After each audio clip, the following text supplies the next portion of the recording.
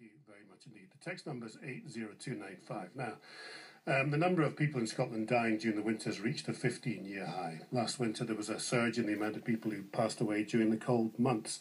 The majority of them were over 75 years old. But before last year, we'd been seeing a downward trend in the figures. So why was last year such a bad one? And what can people do to protect themselves against seasonal illnesses and against the cold? Dean Marshall is with the BMA and works as a GP in Dalkeith, and Tom Berney is chair of the Scottish Older People's Assembly. Good afternoon to both of you. Good afternoon. Morning. Let's start Dean first. What is the big issue here? Cold. How are people affected by cold? Well, there's a range of views about why we've had this kind of blip over the last year, and certainly there, as I say, there are winter. The number of deaths unfortunately does go up, and we see much more kind of viral infections circulating at that time.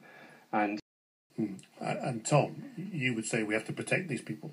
Well, yes, I would, and I think the fact is, of course, that we're seeing a greater divide of society.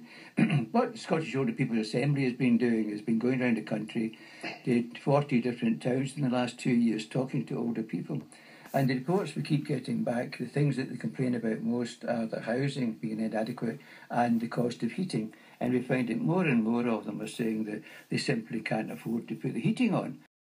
And to their credit, the Scottish Government have a number of schemes where they're insulating houses and they're improving boilers and so on. But the fact is that even against that, the cost of heating has been going up for individuals, and they simply can't afford it. Now, when you think about it, there are now 100,000 people, 100,000 households rather, in Scotland, the increase in fuel poverty this year. That's nearly 1 million people in 2013 in Scotland were living in fuel poverty. Fuel poverty being when you've got to spend at least 10% of your income on heating the house. Extreme poverty is when you have to spend 20%. And we've got nearly 1 million people in that kind of situation. Now, would you want your parents to be living in a house where they can't afford to put the heating on? Even an industry analyst I saw recently said that 8 out of 10 people in Britain are rationing their fuel use.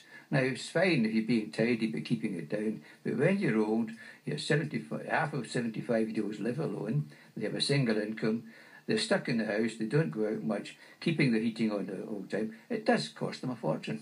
Dean, can we talk about these days people dying of the cold? What do we mean when we say that? I mean, my understanding is very few deaths are actually caused by hypothermia, a small proportion by the flu, for example, but there are underlying causes, you know, dementia, Parkinson's, Alzheimer's, all of that, degenerative diseases, but respiratory causes as well. And I guess living in a cold environment, it affects you in so many ways too. I mean, yeah, absolutely. I mean, you're right. The numbers who actually suffer from hypothermia, as far as we're aware, are very low. But I mean, being cold does have physiological effects on your body. And you need to increase your heart rate to kind of keep your temperature, your core temperature up and stuff. So it does put more strain on people if they are cold. And there is clearly a problem with fuel poverty. And my understanding is that people who struggle the most, then for them to buy additional fuel is actually even more expensive. So clearly there needs to be something done to support people. There is, my patients, there is a reluctance to put the heating on for a variety of reasons. But I mean, there's other ways of keeping warm as well. And while we need legislation to try and address some of the problems, what we need is advice to people for the next few months when winter starts, because the legislative process isn't going to be quick enough for us.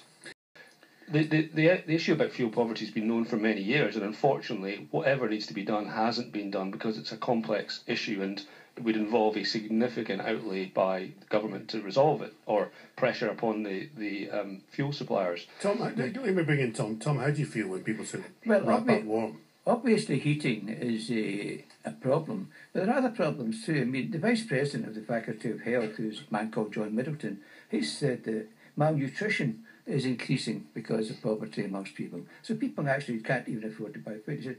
He said malnutrition is getting worse because people can't afford good quality food.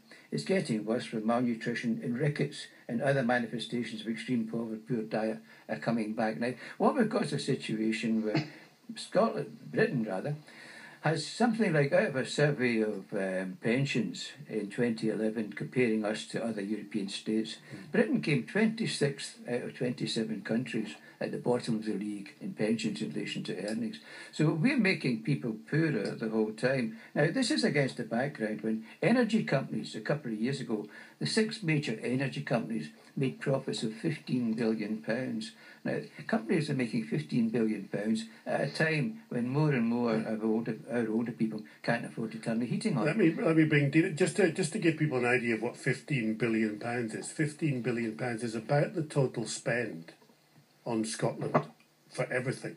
Yes. Slopes, surfaces, everything. That's more than our income tax takes. So let me just come to you, Dean. We've got a statement from the Scottish Government. Dean, straight question. Do you think it's inevitable that older people die in the winter?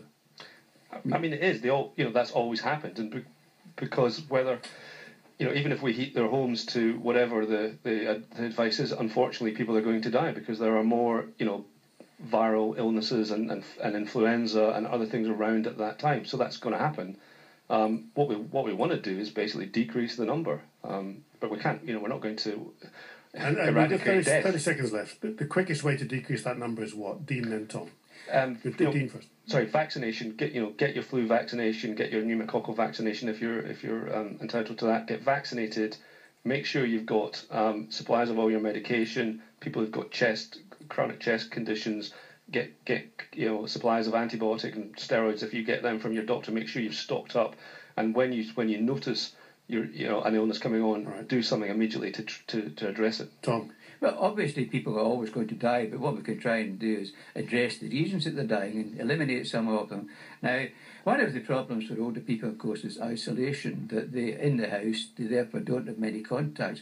We also find it with a common complaint is that they can't get access to the GP when they want to. It takes sometimes a fortnight to get an appointment with them. Now, one of the things that we should do, certainly the Scottish Government, to their credit, have got some initiatives going, but it's not sufficient. But the other thing is we all ought to take on some personal responsibility and see that if there are any older people living near us, try to make contact with them and make sure that you're looking after their interests.